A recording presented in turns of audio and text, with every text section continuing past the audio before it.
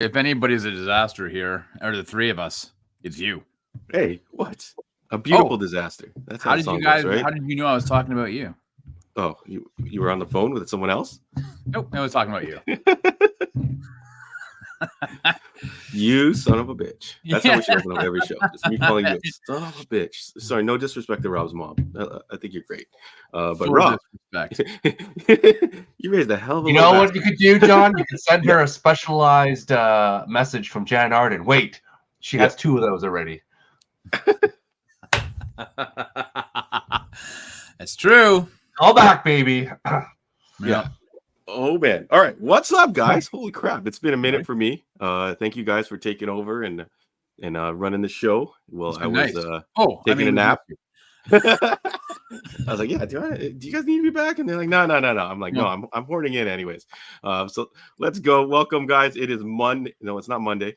It is Sunday, December 17th. This is why we kicked you out first. You have no days left till Christmas, folks. If you guys need to do some Christmas shopping, you should have done it last week.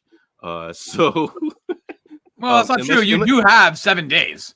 Yeah, you have 7 days, but man, they're gonna fly by like that. So if you need something at Heroes World, let us know. We'll talk a little bit about that later. But please welcome Rob Goddard here, and Stu Pei is here. And I'm John Ho, and we're here to talk to you guys about the best and worst of 2023. A topic that Rob came up with 20 minutes ago. Nope, so we are very it's all on Stu. Stu came up with you left it all at the Stu? Oh my god. Stu messaged me at like 6. Somebody goes, "What are we doing tonight?" I'm like, "Buddy, I have no idea. I've been running around like crazy." And he's like, to be fair, I mentioned this idea like 3 weeks ago, and you're like, "Yeah, it's a great idea." And I'm like, "Okay, let's do it." And then you're like, "Oh yeah, let's do that." So don't give me too much credit. This was in the works, inception, like 3.5 weeks ago. No, it was like he was like one of those. He put the suggestion in my mind like a hypnotherapist. And I just and he said the word rosebud, and I was like movie stuff and TVs. No. Again, Rob forgot the whole plot of Inception. But we'll carry on. No, I was doing something different. I love Inception. You love Inception? I do. The movie. Okay. Oh, okay, the movie. All right. How are you talking about? You're talking about insemination, and that's something different, John. What's wrong with you? What's going on, Rob? The reviews of John and Rob do I reflect the views of everyone in this chat or myself.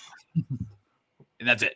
All right, folks. So if you are joining us for the live show, please get your best and worst of 2023 ready. We're going to be talking about TVs, movie, and video games, which is going to be interesting because I am way behind on all three of those things. But let's rock and roll anyways.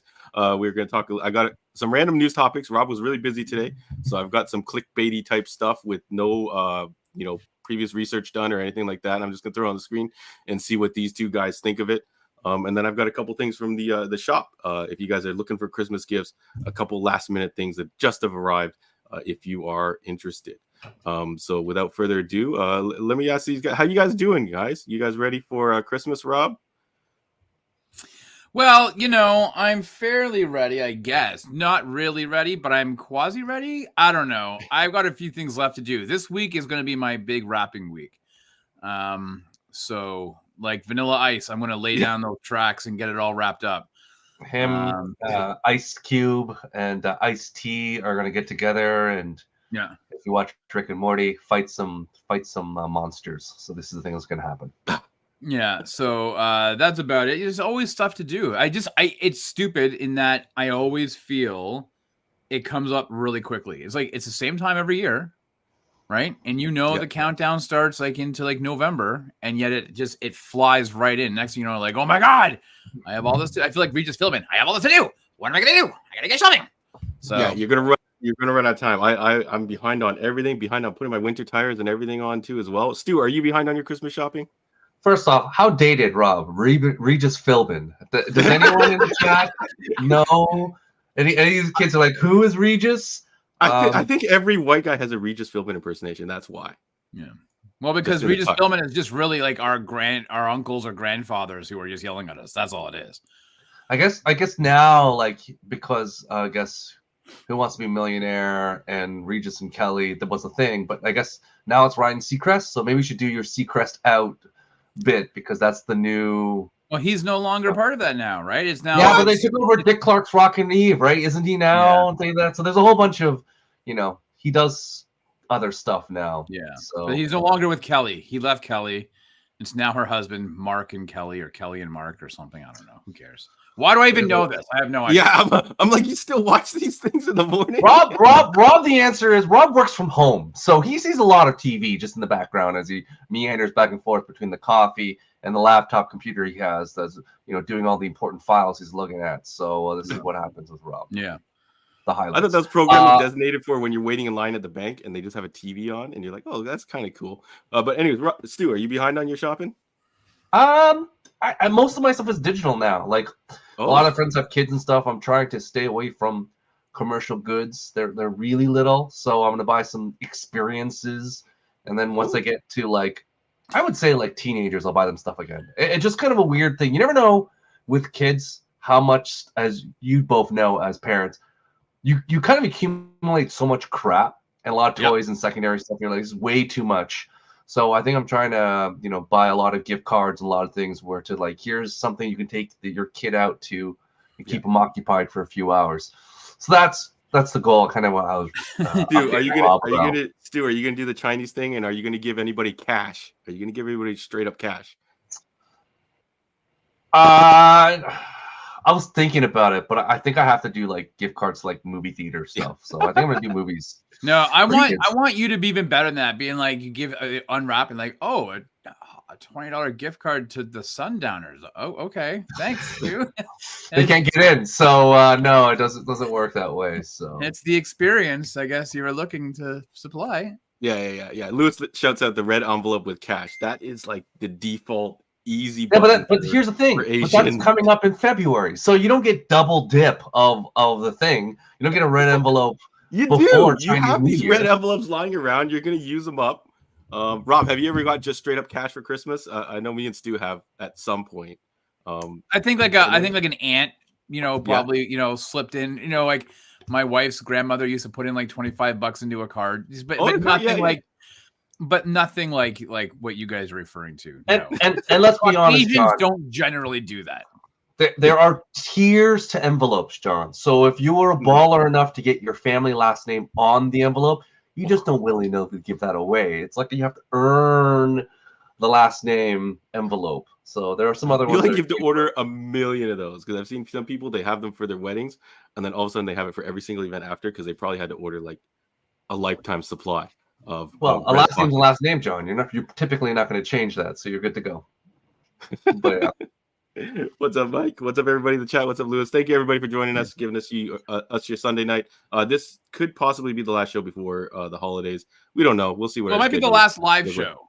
Yeah, okay, yeah, good point. Considering the next two was New Year's Eve, Christmas Eve and Christmas Eve. It's those are not exactly the most hopping times to do stuff. Yeah, so it'll probably be definitely our last live show of 2023. But that being said, if you haven't subscribed to the channel, make sure you do so and hit your notification bell, because you might get a nice recorded Christmas present from the Sidekick Show gang. I think April's Rob's on Cameo now. Rob, yeah, Rob, an undisclosed location in Niagara Falls, giving a live report of what's going on there. So, spoiler alert. I'm at Mel Lastman Square. Mel is still not here. It'll be like Nicki Minaj on the Twitch stream. 3 hours later, she's still not there. You could have watched the entire movie before she showed up. Yeah, or Erykah Badu does that too. Or Lauryn Hill is also known to not show up at her concert on time. So that's good times. Get out of here. Oh, well, grandparents maybe, but not Yeah. So Steve said he's lived in Canada long enough to know white people buy Christmas cards and slip money into them. So if you are listening, if you've never watched us live on YouTube, which I don't know why you wouldn't, our channel is here on the Heroes World podcast. But if you haven't, you've only listened to us. One of us are Caucasian, the other two are Asian, Chinese. So there you go. So yeah, if you're wondering who is who, you really should probably give us a watch, because maybe I'm not the white guy. Hey, you know what? If people listen to only on the audio, they could think I'm the white guy too. I feel like No, incorrect. Because the amount of times that Rob and I have gone into Discord of ridiculous early 2000s, 90s rock bands, alternative bands, they would maybe confuse Rob and myself. Yeah, not you, John. The fact that you don't know, Incubus. You only like R&B music. Yeah, you're like, oh, I know all these R&B hits. Meanwhile, Rob and me are like, oh man, we're talking about Yellow Card. Let's just say that's. I know Yellow Card. I know that band. Do you know Yellow Card? We're gonna way back. We're like, man, we're gonna talk about a lot of bands that not necessarily in John's wheelhouse. So like Seether and Tool and all that kind of stuff. Anyways, folks, yes, let me. Can I show you guys some cool stuff? Yeah. John would only know of these because of EA Sports. So if he played like a basketball game or a hockey game, he would know a Block Party. This is the only reason you know. Those tracks used to be on infinite loop when you're just scrolling through the menus and you're like, oh man, I'm so sick of this song. How do I turn the music off in this game? So shout out to any of you guys.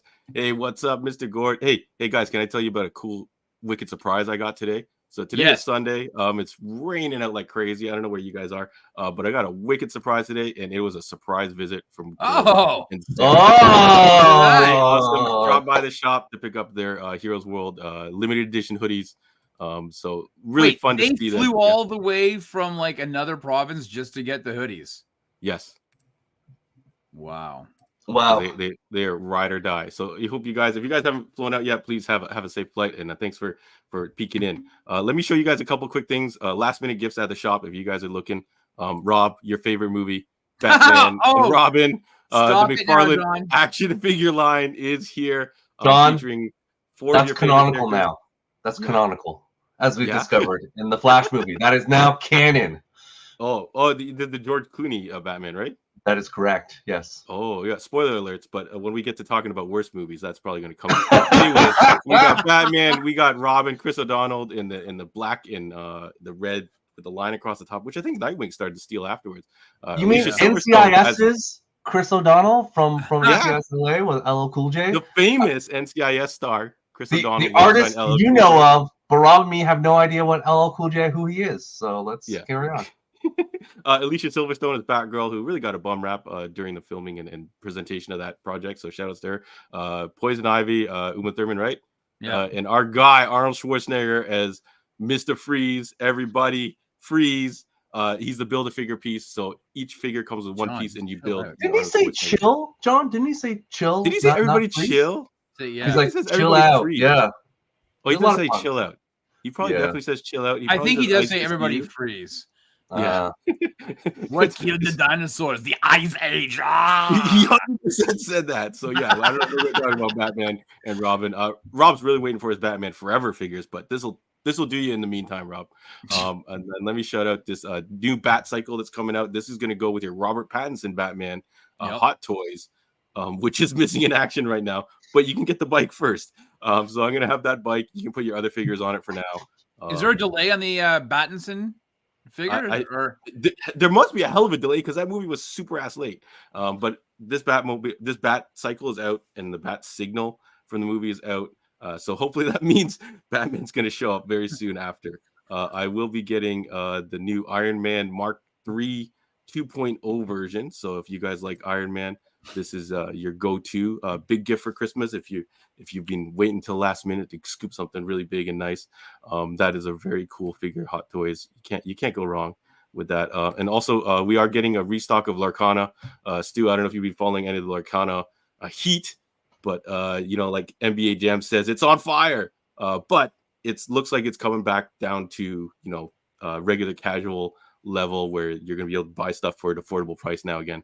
So I'm getting a restock of that this week. So if you are looking for Larkana, someone maybe has it on your Christmas list and decided to send you out looking for it, I'm going to have some very limited supply. So let me know on the ASAP. That's the new stuff coming to the store. Rob, you said you didn't have any time to grab any news. Can I throw some stuff at you guys to get your opinions? Here's your best shot. Yeah, all right, cool. I'm bracing for impact because God knows what John thinks is news compared to what Rob thinks is news. So let's go. I want Rob's reaction on this one first, Stu. Rebel Moon reviews are in. We were all pretty hype about this. Snyder's latest project. It is getting torpedoed by the critics.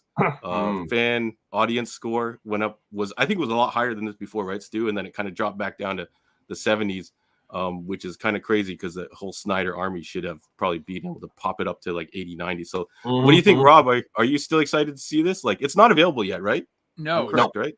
It's December the 22nd.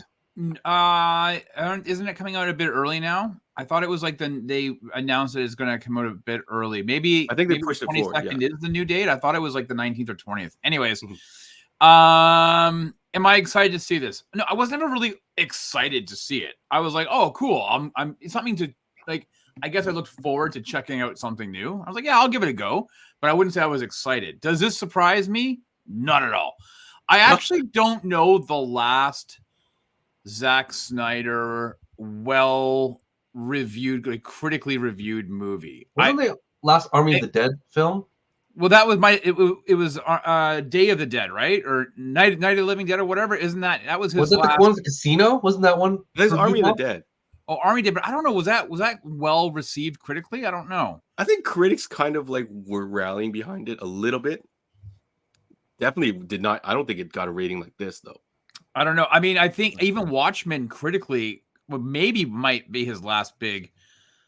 But anyways, this doesn't surprise me. The audience score doesn't surprise me either. I would be maybe a bit more concerned if the audience score was exceptionally low. I mean, listen, he's got another movie, right? Like, isn't it supposed to be a trilogy or something? Like, if you search on Netflix right now, Rebel Moon, it has the part 1 and the part 2 listed. And you can see the trailer for part 1, and part 2 just got like a placeholder poster. Stu, do you think this is going to be the next Sucker Punch where everyone like kind of pans it and then everyone's like kind of like, oh, it wasn't bad? It's hard because some of the reviews have just basically mentioned it's very derivative, and that's kind of what it is of this genre of like Netflixian space opera stuff. Like, I think the Wachowskis tried their hand at doing a space opera. Guess what? It didn't end well for them. So let's see. Like, I just looked up. Do you know the highest rated movie that he has ever directed? Do you want to guess the number that the highest rated Rotten Tomato score from critics was? I'm gonna guess. We're gonna do Price is Right style, Rob. All right. Yeah. So I'm gonna guess 54. Rob, what are you? Are you gonna do $1? His highest rated critic score. Yep, for a movie he directed. 72. Rob hit it directly on. It is. Did 72. he look it up? Do you now know? Now part 2. Do you know what that movie was? Oh shoot! I think it's the zombie movie with Sarah Paulson. The Canadian girl. Dawn of the Dead. Dawn of the Dead. John? I want to say it's Snyder Cut. It is. Watchmen. Sorry. I'm sorry. I'm incorrect. 76 is the correct answer. So Rob still won. It is Dawn of the Dead. That's his highest rated film. The second runner-up at 72, and I didn't scroll down far enough, is Zack Snyder's Justice League. That's the highest, second highest. So that's the Snyder Cut, right? Zack Snyder. And there was one film worse than Rebel Moon. Do you know what that film is? Yeah, Sucker Punch. And what is that? What's the number? I think that's got to be like 19 or 18. John? Let's go with $1. Rob wins again. 22. Oh, son of a bitch. Congratulations, Rob. You are going to go for the spin the wheel. So you won both contests. There we go. What do I win from the Zack Snyder Wheel of Fun? I don't know. Queued up. Yeah, what do you get a home version of Rebel Moon. Here we go. You get a version to take home and play with your family. Rebel Moon. Okay, so anyways, are you still okay? Well, I'm gonna watch it. Are you gonna watch it, John? I'm still gonna have to see for myself. I can't believe, like, how did you release something so bad? But Stu, are you surprised you're gonna watch this? Yeah, I'm gonna watch this. Of course, Stu's gonna watch it. 100%. I need to see what's going on, and we gotta support our boy Charlie Hunnam. I ride or die with him. I He's did been in quite like so Arthur. many bad movies, but like you said before, I got a house to pay for. I need them checks, so I'm all about that, Charlie. Yeah, and it'll be interesting to then find out what would be a worse Charlie Hunter movie, this or King Arthur. Arthur was all right. Arthur was all right. King Arthur wasn't going to be that bad for this. Next story, Axel Foley dropped a new trailer for his Netflix movie. We've already kind of discussed this a little bit. I said I'm hype. It's got a lot of the old cast and crew back together. Some good kind of vibes that they're going to let Eddie Murphy improv on this a lot or something like that. We'll see how it goes. Rob, mixed thoughts. What do you feel? Well, okay, first of all, when you say they're going to let Eddie Murphy improv on this stuff, that is like a red flag for me. Yeah. I will say this: the trailer looked pretty lit comparative to the last outing we got. Beverly Hills Cop 3 was atrocious. It was also a PG-13 flick, so I think this is going to go back to an R-rated Doesn't endeavor. matter, it's on Netflix. Who cares? Yeah, well, I know, but I like push the envelope a little bit. I don't like the fact that they're calling it Beverly Hills Cop Axel Foley. You could just call it Axel F. It's Axel F, not Axel Foley. Oh, Axel F. Sorry. Yeah. So why? Just call it the Beverly Hills Cop if you want. Like, why are we calling it Beverly Hills Cop Axel F? Like, it just seems silly to me. But the trailer does look decent. However, we've all been fooled, me especially, by trailers before. So we'll see when this thing comes out. But sure. I mean, listen, I'll give it a go for sure. Honestly, they had me when Paul Reiser showed up. I'm like, that's my boy, Paul Reiser from the first film, the goofball who somehow elevated himself to a higher position in Detroit, and Axel Foley. I don't know, Billy, John, good time. I have not seen Serge yet, and until I see Serge, I don't know how. He was Bronson Pinchot. Yeah, he had the blonde hair this time, I think. He was in the car on the highway. Oh, right. Okay. So I guess I'm on board. Yeah. Sure. Yeah. It's going to be interesting to see this big property moved over to Netflix. We saw it Coming to America, but I feel like that was almost. I didn't see number 2. Phoned in COVID times movie. So I don't know. I feel like that's not. It had its moments. Coming to America. Come on, John. It had its moments. Number 2. Yeah, Never saw it. Yeah, no, I don't blame you.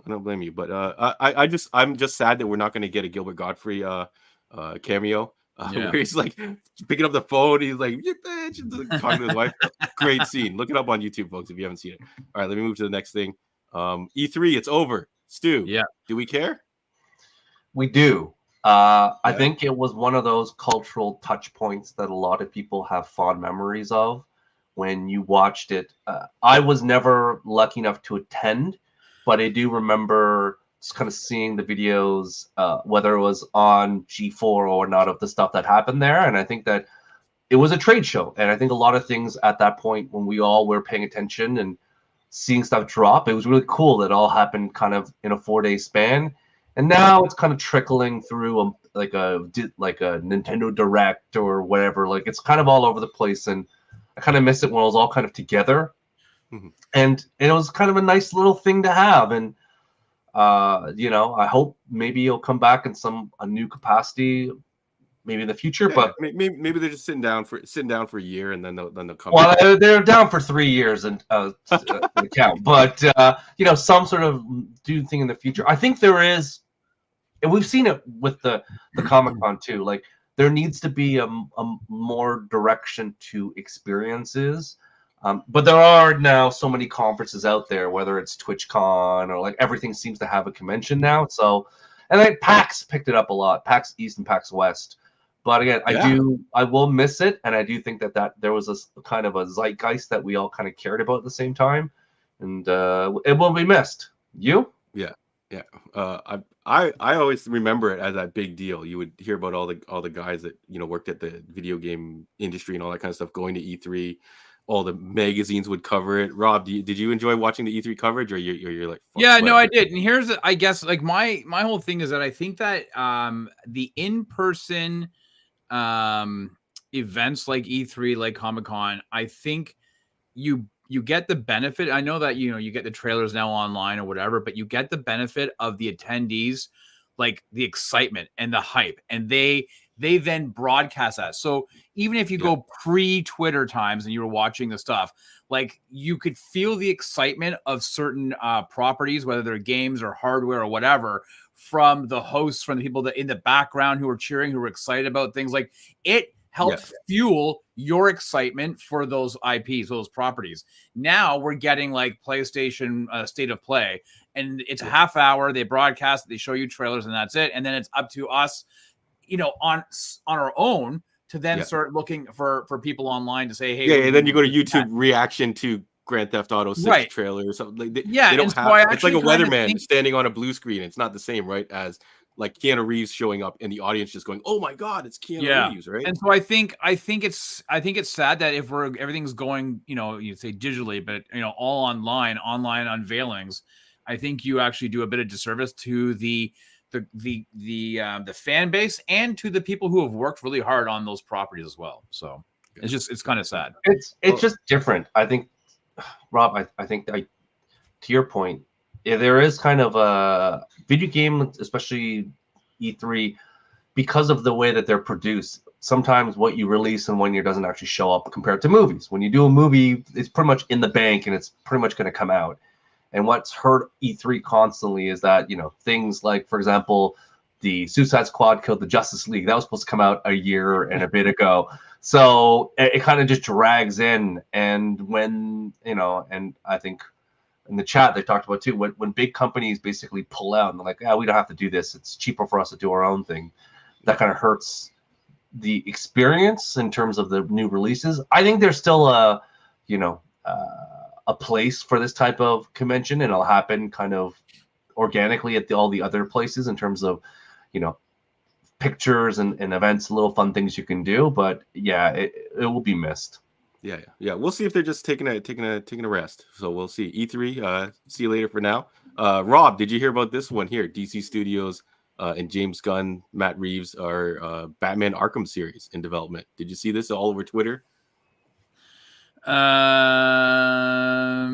Yeah, James Gunn has been debating and shooting down a lot of rumors. I mean, there's stuff in the Hollywood Reporter about castings for Superman Legacy he was shooting down.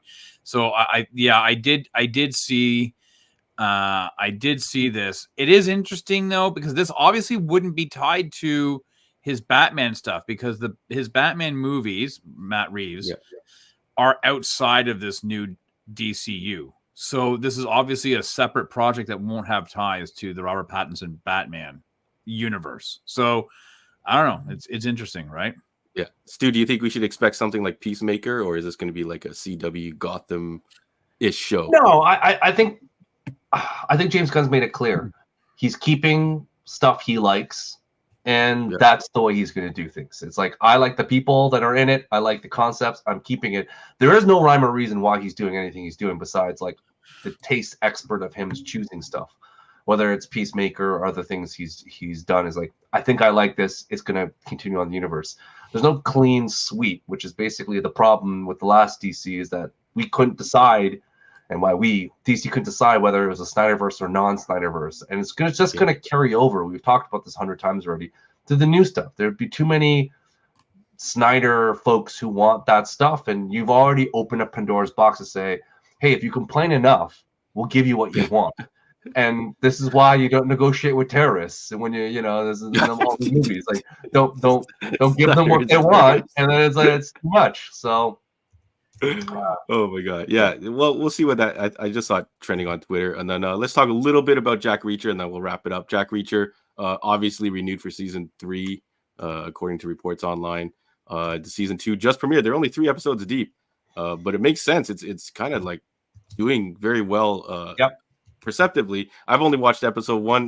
What do you think, Rob? I know you are you waiting? I think you said you were going to wait for more episodes. Yeah, so I was going to wait for the entire thing to drop, but that goes deep into like the end of January. So I think what I'll probably do is this week, I'll probably watch the first 3, then the 4th, I guess, was it Thursday it comes out. So I'll try to watch all 4, and then probably go week to week. But I've heard amazing things about these first 3 episodes, and I guess some pre-reviews have come out with most reviewers have seen most of the season itself, and they're just like going crazy for it. So yeah. Stu, we've known Alan Richardson for a long time, since Smallville days. Yeah. What do you think? I know you've watched some of this Reacher. Like, do you think it lives up to the hype? I've watched all 3 episodes of Reacher. I'm Yeah. enjoying what I've seen so far. I think we've talked about before the stature of him fits as compared to Tom Cruise. He was never the hulking behemoth of a character that was written in the books.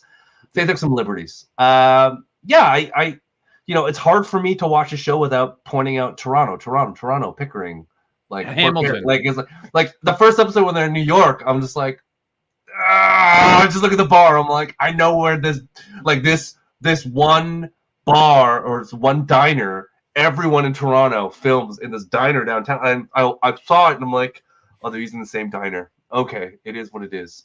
So I have to really try hard to like remove myself from. You watch too many Canadian produced content, is what you're saying. Oh, well, here's the thing. Toronto's Toronto, so like you can only do so much set dressing. Like it's like watching Star Trek when they were in that little. I don't know if you watch Strange New Worlds, and they're basically in that same small town that like Reacher was in. I'm like, oh, they're just reusing the same set in Pickering. And Umbrella Academy. And it's like God bless these production companies that built these mini cities, and there will be one near you, John, in Markham soon enough with Ryan Reynolds, building up a studio that basically all these actors are going to be able to go to and use. So they closed down the Buttonville Airport. It's only a matter of time before Ryan Reynolds and so Andre can go over and request his money back on the things he watches. So I've been looking forward for this. Excuse me, Mr. Reynolds. I saw the Adam Project. I'd like my cash back. And he's going, well, I'm sorry, Andre, but that was on Netflix. He's like, I don't care. Vouchers, damn it. Vouchers. Give me something. I got your vouchers right here. But Rob, have you heard this rumor that they were talking about Alan Richardson playing Batman in the new James Gunn universe? And then in an interview, he responded, yeah, Batman is definitely cool. And he admitted that Batman is cooler than Reacher because Reacher doesn't own anything. What do you think? Is he just too big? Reacher is, he doesn't. Yeah, he's like Reacher has a toothbrush. Batman has millions of dollars, so I guess he's cooler. I don't know. Like I'm paraphrasing. It would be an interesting take on Batman. I wouldn't be opposed to it. But I'm also going to say this is that casting Batman is the easy part. The hard part is casting Bruce Wayne. So I think, does he make a good Bruce Wayne or not? I'm not sure. I don't know. I don't know. He goes from Aquaman to Dove to Jack Reacher back to Batman. Stu, do you think this is possible? Do you think he's going to be able to like hit this if the internet wills it? Hey, if the internet wants it bad enough, it's going to happen, right? Human Torch was Captain America, who was also in some weird DC project. With what was that one that was in the Losers? The Losers. Like you can do whatever you want. Like, think about all the characters in that. Like the Reacher, that lieutenant was also Medusa, who was also Zatanna from Smallville. John, if you know already. Man, there's a lot of people from Smallville. Yeah, and I'm like, she's also Canadian from Vancouver, I think. So she was like multiple properties. Like at the end of the day, an actor's an actor. You can encompass different things. I'm fine with it. You're not who you're, unless you're Vince Vaughn or Ricky Gervais, who played the exact same person. Everyone can be. That's what an actor does. Changes their personality and whatnot. Just like Alan Ruckman, who was great as Snape, but not actually, someone who took over the Nakatomi Tower, John. Right. So there's differences. Nakatomi. Oh man, what a good movie! I just rewatched Die Hard to kick off my Christmas. It's still in theaters. I think they had re-released it. I think it's nowhere near me though. They're all like really far out. I know we've done a couple episodes where we talk about maybe Die Hard shouldn't win this Christmas or action movie bracket, but man, it's a good movie. But yeah, that was it for my hastily put together news. No, it's good. So thanks for putting up with that. Thanks for reacting to that. But let's jump in, folks. So get your best of 2023 ready. TV, movies, video games. Stu, should I let you take this away? I think that's just a little early for us, but I think that a lot of us will be potentially going on vacation, taking time off, or like Gordon and Sarah back here and maybe not working in their palatial estate in Calgary.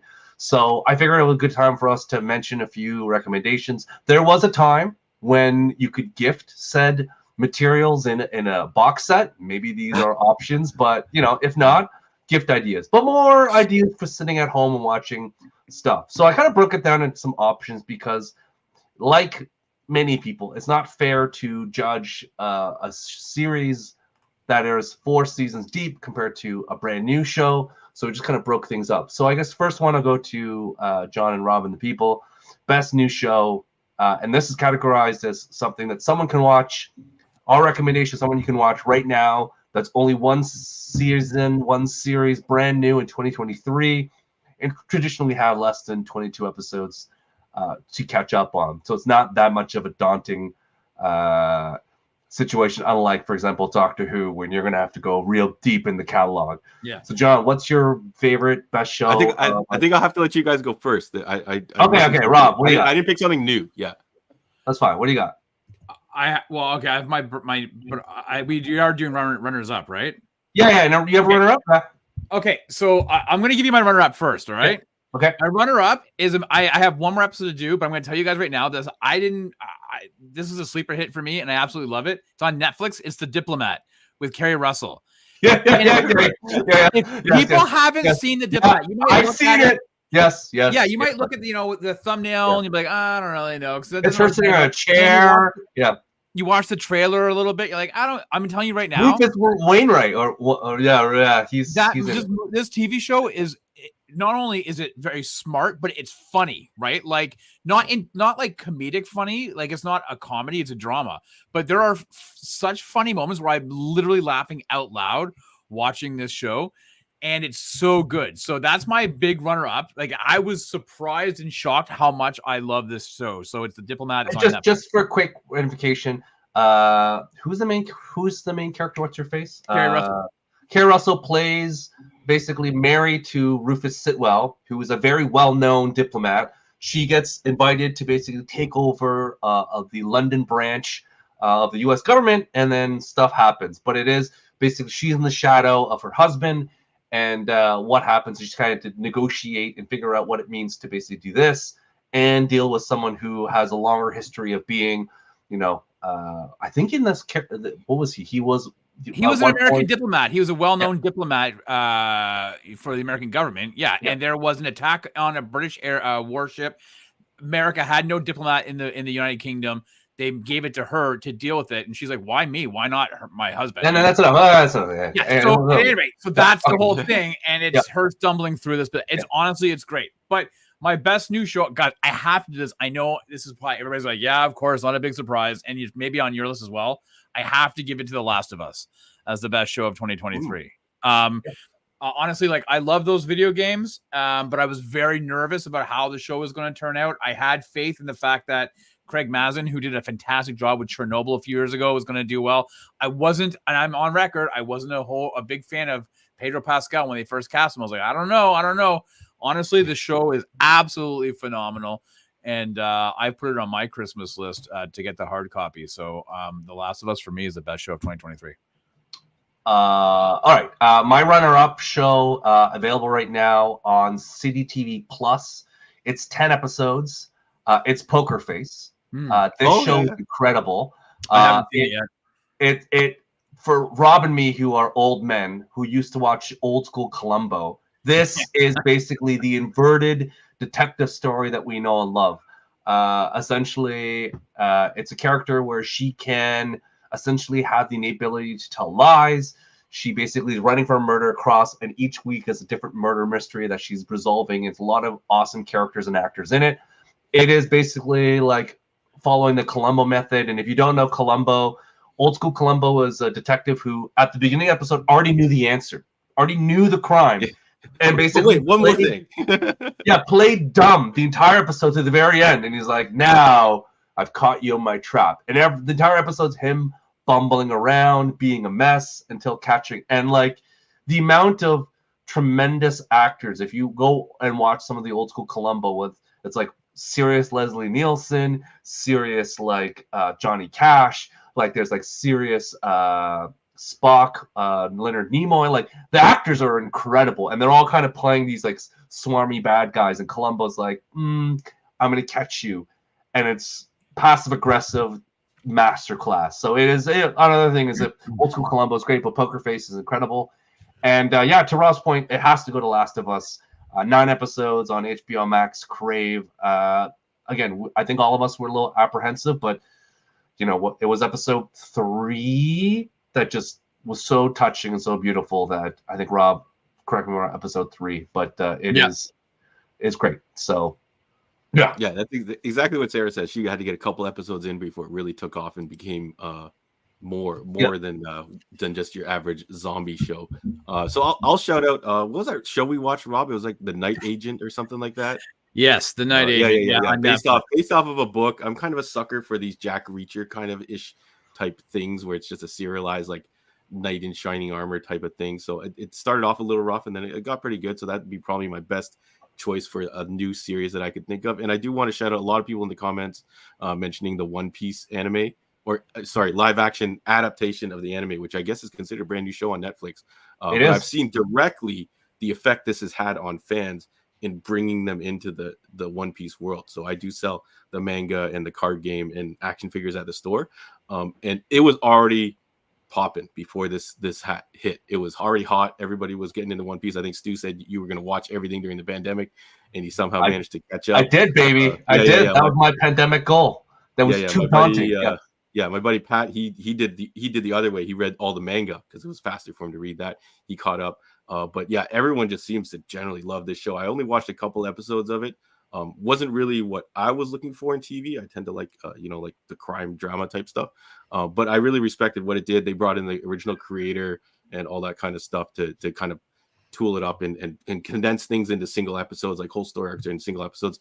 So now a lot of people are going to get in and discover this One Piece property, which is crazy. Now the news dropped today where One Piece, they're going to redo the early episodes. So the news just came out. They're going to redo the original. Like a Dragon Ball Kai style. Yeah. It's rough because it was made 20 years ago. So they're going to redo it to make it kind of look nicer because as you watch One Piece, it develops and gets better in animation. So there it is. Yeah. All right. What's your favorite show? Best show? Then you're going to go with what? Is it One Piece? Oh, just best. Oh, best or for a new show. Yeah. I'll get, even though I haven't seen all of One Piece, I'll have to give it to One Piece just because I've seen the effect that it's had. The One Piece. And then the runner up to that Night Agent, which it's a lot of fun. It's an easy to digest show.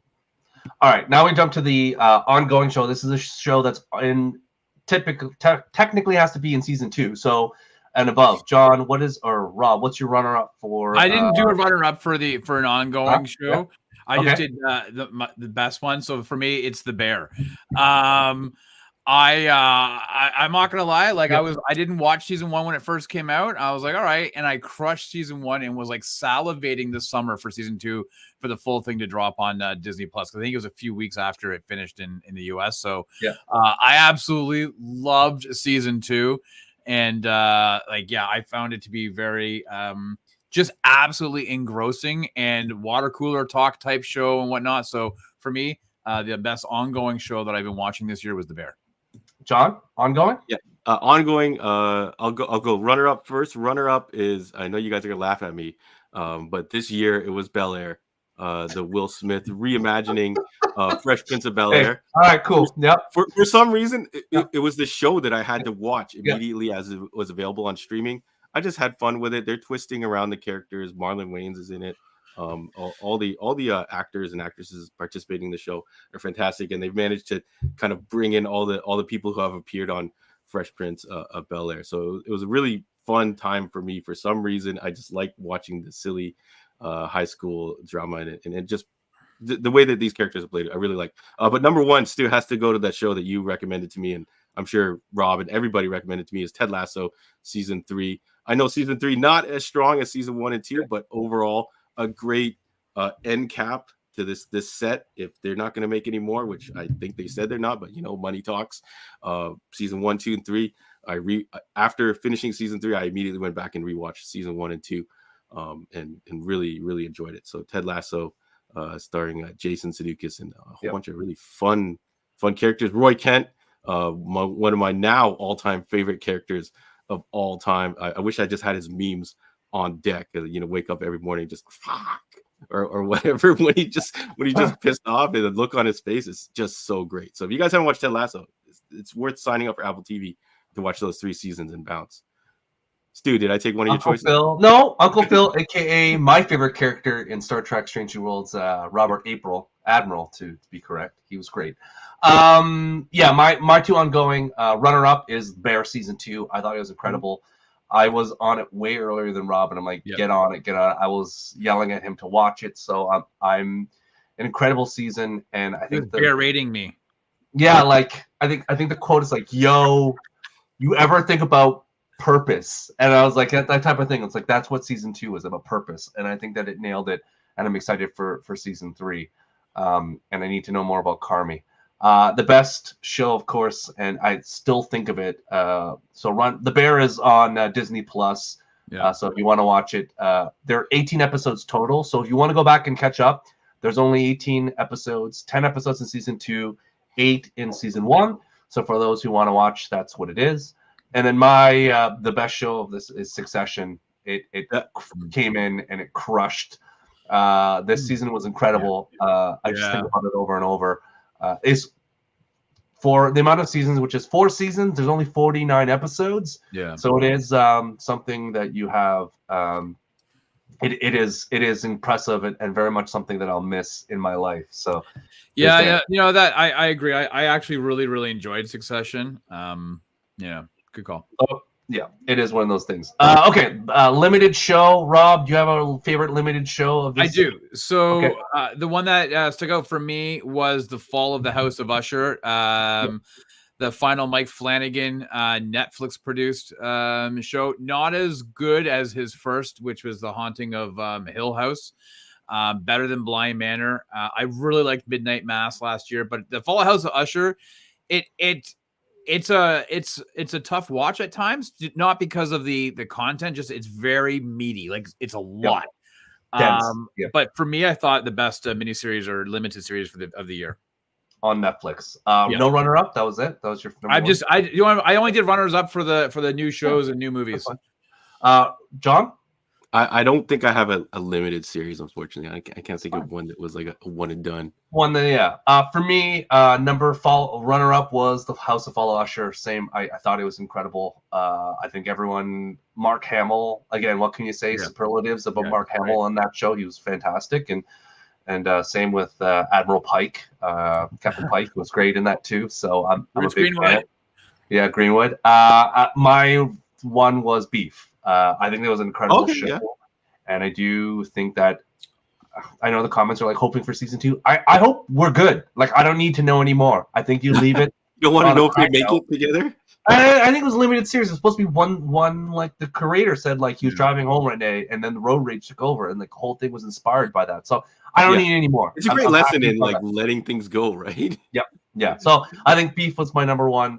It's again a situation where 2 people see each other, have a road rage incident, and then something happens. It's good. So it's something that you do want to watch. And I think I guess the scripter are also amazing in that. Yeah. It's gonna be great. And then the other thing about The House of Follow Usher, again, it's a horror film or horror series, so you don't know before you watch it on Netflix. It is based on Edgar Allan Poe's book.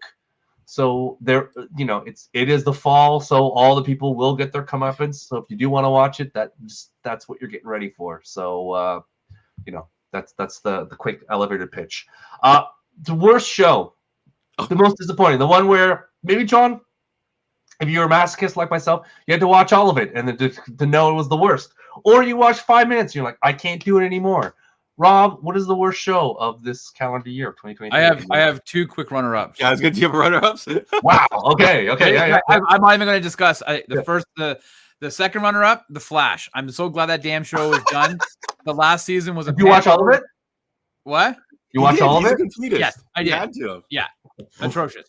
Okay. Yeah. The first run-up for me, Twisted Metal. I thought I saw Steve say, "Why isn't nobody mentioning Twisted Metal?" There you go, Steve. The show was a piece of shit. It was horrible, and it was like I don't know why it was ever like talk about Paramount. Just like we need something. What are we gonna do? Yeah. Hey, let's play Twisted Metal, and we'll make a show of it. Horrible.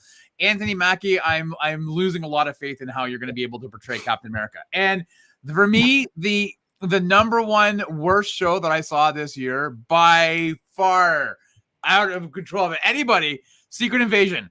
Holy crap.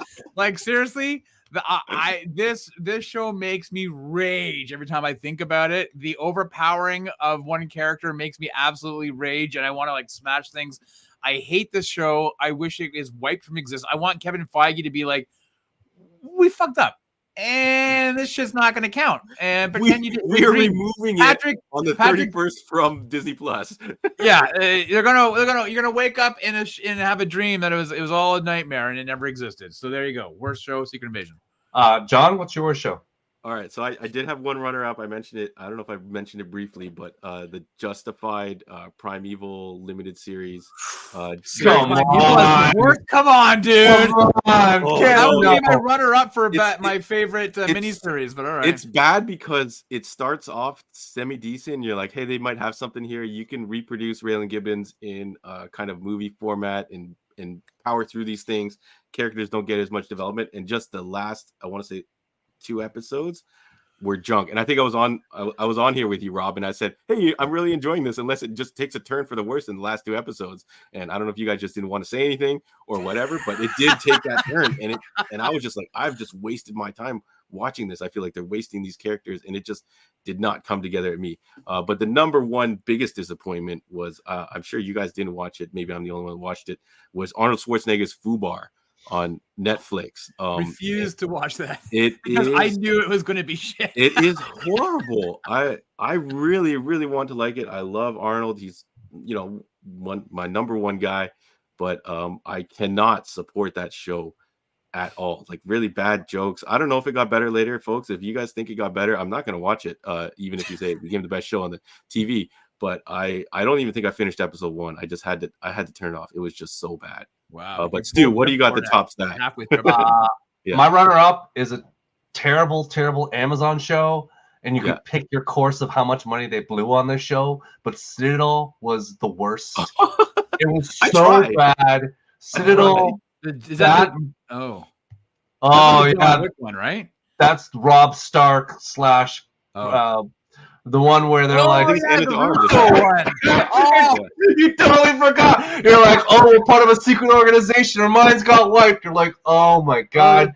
Stanley Tucci's just there going, I need the money. I've just recently been divorced. Pay me some money. Right. It was so bad. I could not believe how much money they spent for a derivative like, oh, we're gonna call the organization the Citadel, and all everything we talked about in the review. It sounded like it was just ChatGPT coming up with names of these agencies. Like it was just brutal. Like the spy network, everyone got taken out. And like I've seen this 1,000 times. It is awful. So it was bad. And the show that was the most disappointing, the worst, was The Idol. That with The Weeknd and Lily Devereaux. I thought it was something like, talk about John on your note. I thought the first 2 episodes had something like, okay, this is interesting. I'm going to see where this goes. And then it couldn't even forget it. We're just going to end it early.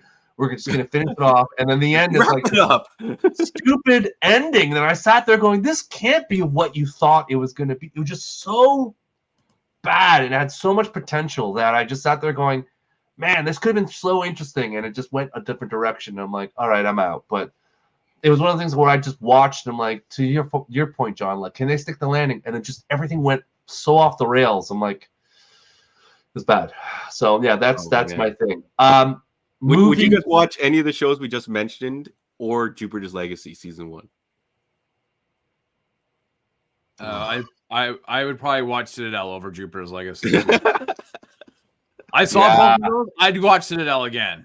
There was some decent action scenes. No, because here's the thing. The thing about Citadel is they spent money. They spent money poorly, but they spent money. Yeah. Like their action sequences are like, oh yeah, you've spent $10 million on this action sequence where you should have spent it on like actors and writing.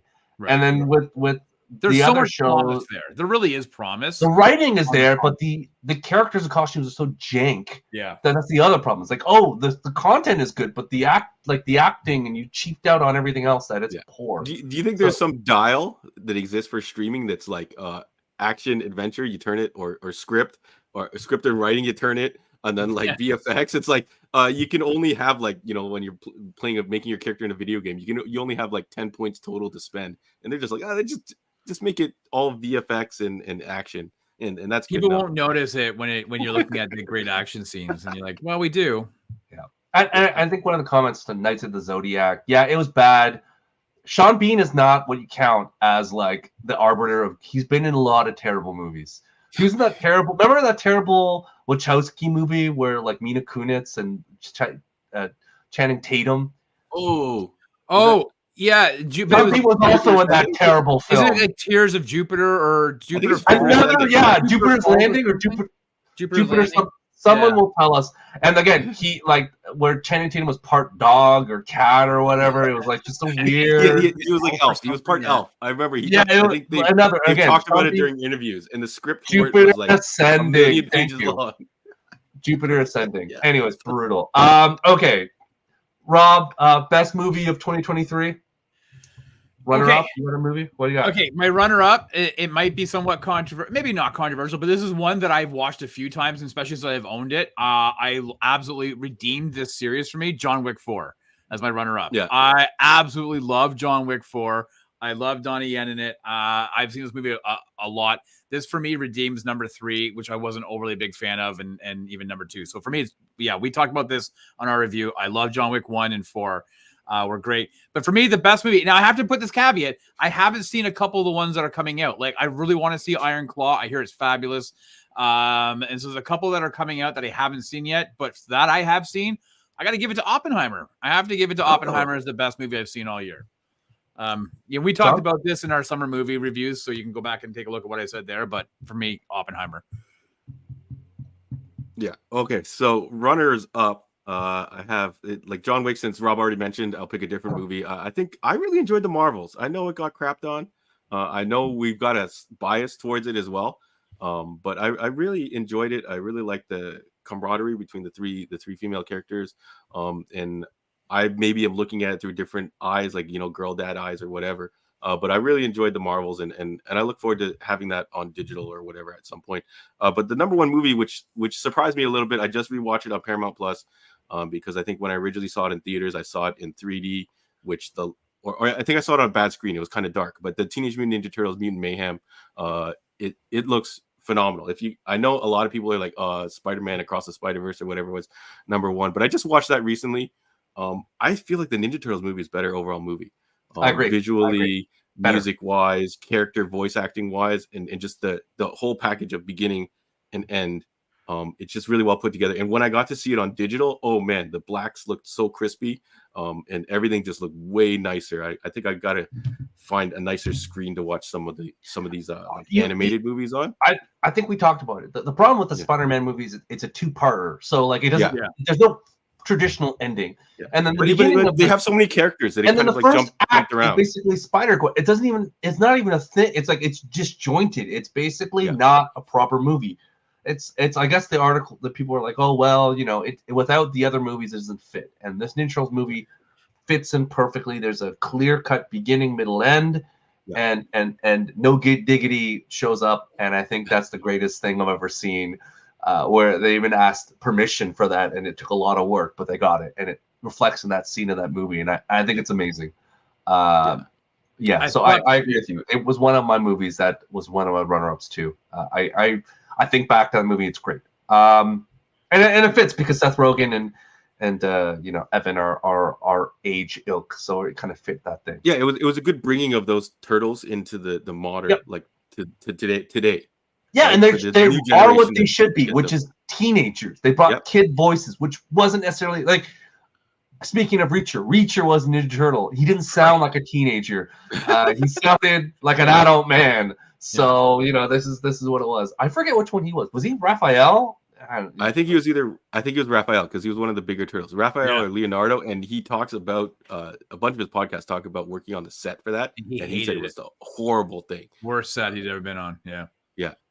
Anyway, Stu, what you got? Okay, so I have two kind of things. I guess depending on the people back there, I love business shows. So I guess if you're looking for something that affects us in Canada and really is something of a time frame, Blackberry is incredible. It's a really good. I haven't seen it yet, man. It's great. And shout outs to Jay Baruchel, another fantastic performance. It's great. Okay, wait, but quickly though, but because in Canada you can't, it's nowhere to stream because of the CBC's got the Blackberry miniseries where they've made the movie longer. So I don't know if you've seen that, but if you have, would you recommend seeing the movie over the miniseries or the? I haven't seen the miniseries. I've only seen the movie. So I know. I guess I'll have to watch the series, but I just wanted it in a quick thing. Yeah. And also like movies are hard because I also love this and I love Air equally, but it's from a Canadian perspective, like Norma Jordan's, but from a Canadian perspective, Blackberry was the thing, and Jim Balsillie, when he tried that by the Penguins and moved him to Kitchener, was hilarious. Right. As a Pittsburgh Penguins fan. I think the other one that I really think about a lot, and my movie of the year, of course, is Oppenheimer. I think it goes the question. But to Rob's point, to pick something else different, I would say Past Lives is the film that continues to resonate. And I think that Greta Lee is going to get a lot of. She's already got, a Star Wars series under her belt. She's in that terrible morning show where they brutally use her. But I think that it's she's going to be something. And Past Lives isn't a really great film. So I'd say since Rob took Oppenheimer, I'll slot that one in there for that. But it's basically two people who were Korea that are childhood best friends and loves, and then they separate. Greta Lee's character moves to America, and then they kind of reconnect. But Greta Lee is now in another relationship with another person, and she's kind of going, well, what does this mean? Old souls, phantom limbs. Like, what does it mean to kind of be kind of in love with someone in your past and be in love in the present? So it's a wonderful kind of movie to watch. And in New York, anytime it's a story of love in New York, it becomes the third person. So incredible thing. Worst movie, John, Rob. What is the worst movie of Are we doing biggest disappointment as well or no? Let's combine. Do them all. Okay. What you got? My biggest disappointment by far, it can't be any surprise, is The Flash. Like, this is a movie that I thought, they were hyping it up. Those trailers look sick. You thought you were going to get one thing, and you got like only 25% of that, and the rest of it was completely different than what you were expecting. So for me, the biggest disappointment is The Flash. My runner-up is Quantum Mania. It's a tie. It was really hard. Quantum Mania or my number one pick. So you could really interpret anybody's feeling. But my worst movie, I got to tell you, is something that Stu and I talked about last week. Indiana Jones and Dial of Destiny. Oh, really? I've heard from a couple people it's not bad. No, it's not good. It's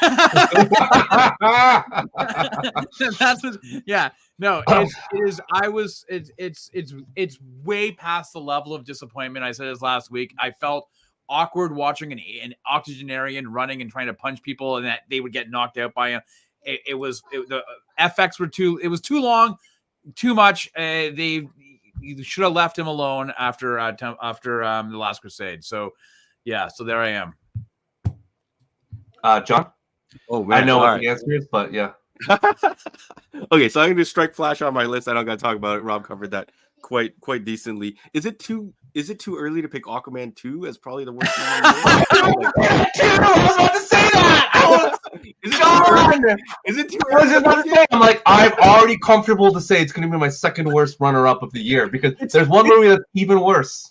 It's so bad, Stu, that no one has every my movie going crew has not mentioned it at all. They're like, wait, are we supposed to see Aquaman 2? Did it come out last week? And we're like, it comes out this Friday, and there's nobody's talking about it. Yeah, no one has mentioned, hey, are we going to see Aquaman? So anyways, we'll see if that tops the list. If that I'm ready to say it's going to be runner up because I can't imagine I don't it think worse you can than my beat other Wonder movie. Woman 84, no matter what you do with it. Although maybe they need to put more Amber Heard in it now that the heat has died down a little bit. No. But I've got a couple on the list. I'll round them off quick. Mission Impossible is probably one of my biggest disappointments. I was expecting a lot more from that movie. I've got things to say about it, but I'll save that for later. So the two worst movies I saw this year, totally. White Men Can't Jump, the remake starring Jack Harlow and a bunch of other folks. It was a streaming movie, so I wasn't sure if that was going to count. So now if we're going to count a theatrically released movie, it's got to be Expendables 4. I gave it a chance. I really wanted to like it. It's got a bunch of people I like in it: 50 Cent, Megan Fox, Stallone, Jason Statham. They're all there, but it did not fire at all. So much so that, oh man, I do regret kind of seeing that, and it should have picked something else. Wow. But no, it's a right one. It's a right one. My runner-up is John mentioned Aquaman, The Lost Kingdom. I know it's going to be my runner-up, the worst film of the year. You know what? I can't wait for that thing to just come out and crush, and you guys are gonna be like, I am surprised. Again. And as a one, The Expendables 4 was my also a technical runner-up because it was bad, but I expected it to be bad. Like I'm like, oh, maybe it'll be like bad, but they realize it's bad and go into it as like, oh, this is a. They could just, that would have made more sense too. It would have made more sense if they leaned into it. But they thought they were doing Shakespeare, and that was the problem. Like you're just this is an Expendables movie. You're supposed to be cheesy, and they took it too serious, and it wasn't good. My number one film that was the worst / biggest letdown. We all love Chris Evans, Captain America. We all fell in love with Ana de Armas. We thought the two of them together, how could it go wrong? And then the film Ghosted come out. And it was so bad. Ghosted was one of the worst experiences. I thought, okay, the trailer, okay, this is okay. And watching it, it was brutal. It was one of the biggest letdowns. I'm like, this is an Apple TV show. You should have something. And the money and everything about it was terrible. And there's that scene where they thought they were being cute with all the assassins or whatever in that Moroccan little shanty town. And I'm like, this is awful. Like I'm sure they called in their favors, but the scene was stupid. And I'm like, this sucks. So I wanted to do more. All Stu can say to them is, this sucks. It just sucks. It just sucks. I'm like, man, this is an easy movie to do. Like even rolling up the leftovers of your popcorn, picking your drink up, and just going, this sucks. Honestly, even like This Means War, that terrible Chris Pine and Bane like romantic comedy where they're both like secret agents trying to woo Reese Witherspoon. Yeah, that was better than this, and that movie also was hot garbage. Where I'm like, why are they doing this? Why do they even care? It's like this is one of those bygone era of things. So, yeah, brutal. Okay. Yeah, we're gonna just go like John, best video game of the or John or Rob, best video game of the year. What's your? Have you had any chance to play any games this year? What do you got? Best video game? Yeah, I only got to play a few, so I did play a lot. I'll go first, Rob, because mine's very short. The one I played the most was Marvel Snap. It's a mobile game. I played it when I was out on vacation. I didn't have access to anything else. I played that a lot, and then I recently just got RoboCop. So my one level review is this is fantastic fun. If you just wanted a game where you walk around shooting stuff and you're reliving the movie, the whole game opens up with the RoboCop music. Dun, dun, dun, dun, dun, no, it's I've seen some streamers play it. It looks incredible. Things are blowing up. You can just shoot. And it's also a police procedural. It's not like you just go around. It's like you have to. It's basically like the other game, like Noir, where you're like interviewing people to like get case. It looks incredible. It felt a little bit like old school Police Quest, but those would probably be the two games that I actually have to try this year. Go ahead, Rob. Well, so I spent most of my year. See, there's some like Steve is like Spider-Man 2. I haven't played it yet. There's a lot of games that I haven't played that came out. Admittedly, the game I played the most of came out last year, and that was God of War Ragnarok. I'm very excited to be playing that new DLC, Valhalla. That looks absolutely killer, and apparently it's phenomenal. But if I'm going to go with the best new game that came out this year that I played, it's Mario Wonder. That was phenomenal, man. I'm only halfway through it, and I absolutely love it. I grabbed the Switch tonight, and I was sitting on the couch for a little bit, going through a couple levels. So Super Mario Wonder was great. I'll tell you what my worst game is, though. You ready? You guys ready? Runner-up, Zelda, Legend of Zelda, Tears of the Kingdom. Great game, super fun. Had a lot of time playing the Switch. And then number one, without question, even though it's 3 years old, it's Baldur's Gate, as John mentioned. It's cheating. Oh, Jonathan Yo called it. It's good. It's super fun, and I haven't had a chance to play it with people because once you start playing an RPG with they can't continue without them. So my schedule's all over the place, and I want to play with other people, but it never wraps up. So yeah, I'm in for it. Let me ask you guys, I've heard like Alan Wake 2. I mean, it won Game of the Year, and I really want to play it. And I thought, oh, you know what? I'm going to put it on my Christmas list. You can't buy a physical copy; it's only digital. Yep, on PC. Yeah. Well, and PS5 I think has it. So I'm not sure if everybody else has played it or not, but I hear Alan Wake 2 is absolutely just. I have seen a few people and it looks incredible, but I don't want to go any more into it. So I saw the first little bit, and I remember Alan Wake 1, so it's incredible. Yeah, great. Okay. Worst game, Rob, as you're chomping on the bit. What's your worst game of the year? It's a hot take, and I know people are gonna get mad. I only played one level, and I wanted to rip the controller out and throw it through the window. Star Wars Jedi Survivor. I absolutely. Is that this year? Yeah, I was so pissed. I was like, the music it's so sleepy. I was like, oh my god, and I couldn't. I'm guys, listen. I know I'm not like in my early 20s anymore, but like I can't figure out how to finish whatever I got to do in the first mission, going underneath the ground, the cave, and all that stuff. I don't know what's going on. The music makes me want to go to sleep. Like I have did I take a NyQuil? What's happening? Why do I feel so lethargic? I really wanted to like this game because I quasi liked the first one enough to buy this new one when it came out. $90. Yeah. Worst $90 I spent since being at the Sundowner 2 years ago. Anyways, Star Wars Jedi Survivor is my worst game that I played this year. Rob, oh man, thank you for that. John, yeah, okay. So I didn't play a lot again. So I would say my most disappointing game of the year. I don't know if it's bad timing because I don't think it's an actual bad game, but just it was a purchase that I made that I regret. Is Mortal Kombat 1. There was so much hype leading into it.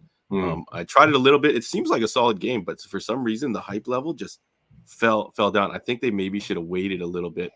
Because Street Fighter 6 was still, or Street Fighter 7, whatever, Street Fighter 6 was still kind of hot and things like that. But I do regret making that day one purchase because I haven't turned it on since. And I'm not saying it's a bad game. It just got lost in the shuffle or something. I don't know, something about it. It's not working. Yeah. Yep. I hear you. Runner up for me is the hype of all hype, Redfall. That was supposed to be this co-op vampire, like you are like, oh, it's awesome, a small like Boston town, and I was like, I got together with buddies. So it's like, oh, we can try it. And then he's like, we were like, I was hyped. I'm like, I'll play with a buddy. And then he would message me. He's like, don't even bother. This game is a hot mess. It's real bad. So it kind of took that out for me. It was real bad. And then the other game that I was really wanted to love, and I had friends who were like, let's play together, but it's also terrible, is Diablo 4. It's a game where I'm like, I have fond memories of Diablo. Diablo 2 is my go-to. I have many times memories of guys playing together at a LAN party, getting together in someone's house and playing Diablo 2.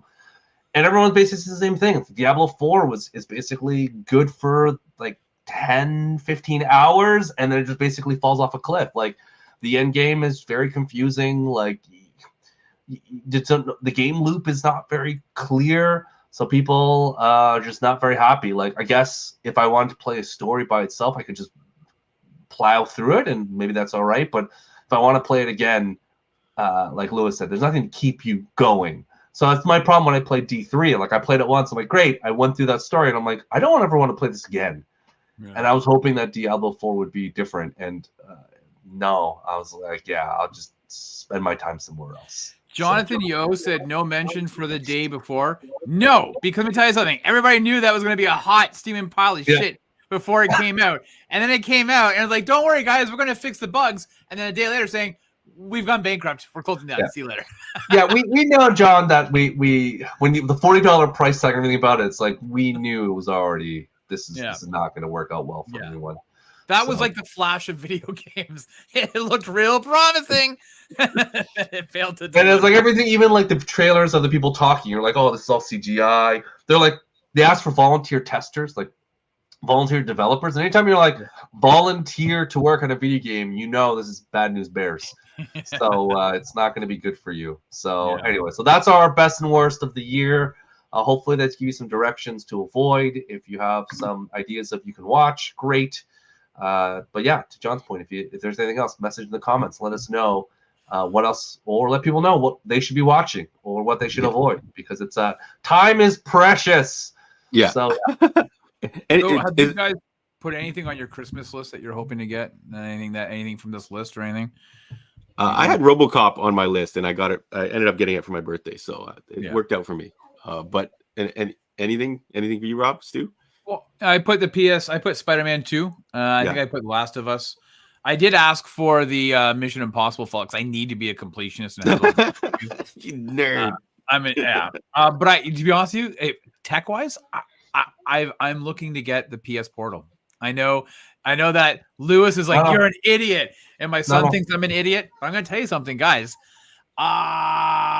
It's like dad tech, right? Like I could play in my basement, which is right now a disaster from living here for 5 months. So I hate being down here.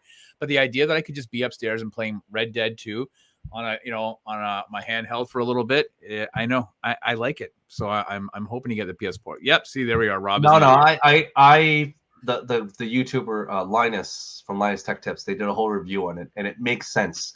If you already have the infrastructure, the tech and whatever, the LED screen or whatever, it's nothing for $200 to add an extension to allow you to basically play whatever you want in that Wi-Fi without anything. Because you already have the PlayStation, so this is just an extension of it. Yeah. So yeah, it makes a lot of sense. I think that they did a very good review. So, but it's worth it if you have the infrastructure, if you have the network. Why not? Like I know it 100% makes sense. Can I tell you something? Rob's gonna have to upgrade everything when he gets it. By the way, folks, if you haven't, I've got Wi-Fi. I got Wi-Fi 6 at the house. I'm good. Yeah. Let me tell you something. I have a secret to tell you. If I don't get it for Christmas, I've already got it pre-ordered through a new Amazon stuff, so it should be here at the end of January. So in the event I don't get it, I'm getting it. You know what I'm saying? But I'm hoping I don't have to pay for it. I'm hoping it gets gifted to me. So we'll see. Yeah. Yeah. All right. That's well. We'll see what happens. What about you guys? Anything on your Christmas list that you're hoping for? I think Stu said he's good. I got my RoboCop. I'm good. Nothing in 4K. You guys need anything in 4K? I think right now, I think for all of us, we're just thinking about our children. How to keep them happy, because they're gonna have to care for us in the future. So that's always what I think about. Like, how can I keep this kid happy enough that he'll take care of me in the future? The future, as you we've crossed the threshold of no longer requiring toys or tech. It's really now all about hockey gear and clothes. Cash money, Rob. Cash money is the answer. Yeah. What kind of clothes are you doing? What kind of clothes are you buying? Is it Randy River? Is that what you're buying him right now? You know what? My kids are all right now into Boathouse Row, because they have all of these different university logoed sweaters.